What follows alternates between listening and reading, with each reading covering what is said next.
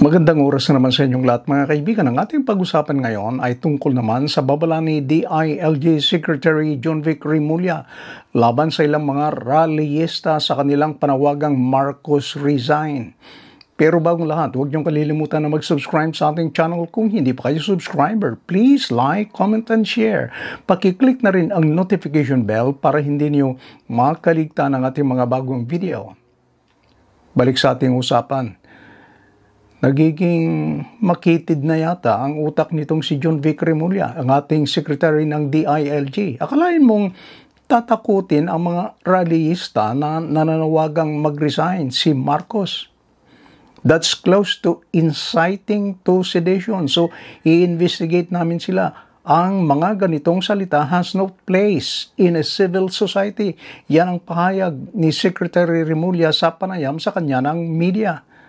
Marcos resign. Hindi ito seditious.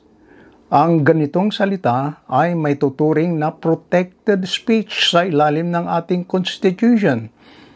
Sa ilalim ng ating Constitution, ang pagpuna sa gobyerno at ang mga panawagan para sa pagbabago sa politika ay protektado. Nasa Bill of Rights ang ating Constitution ang sinasabi kong proteksyon. Section 4 provides no law shall be passed abridging the freedom of speech, of expression, or of the press, or the right of the people peaceably to assemble and petition the government for redress of grievances.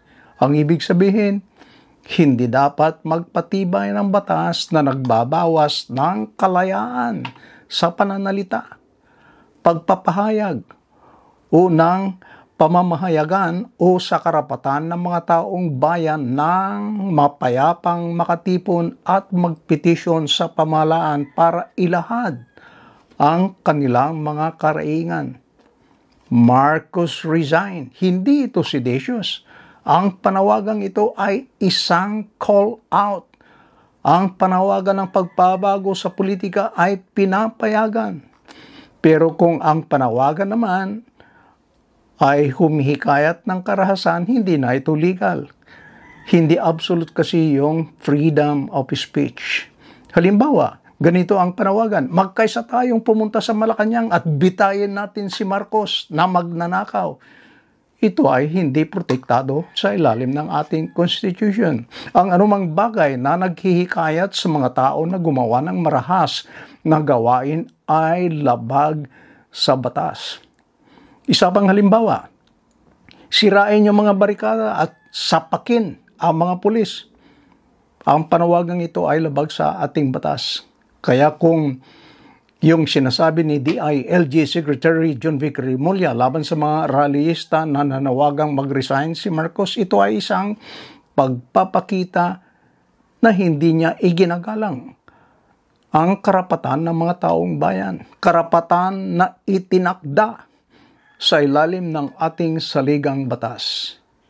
Mga kaibigan, meron ba kayong pananaw, meron ba kayong opinion sa ating tinalakay? Kung meron, please leave your comment. Maraming salamat sa inyong panonood and please don't forget to like and subscribe. Bye-bye!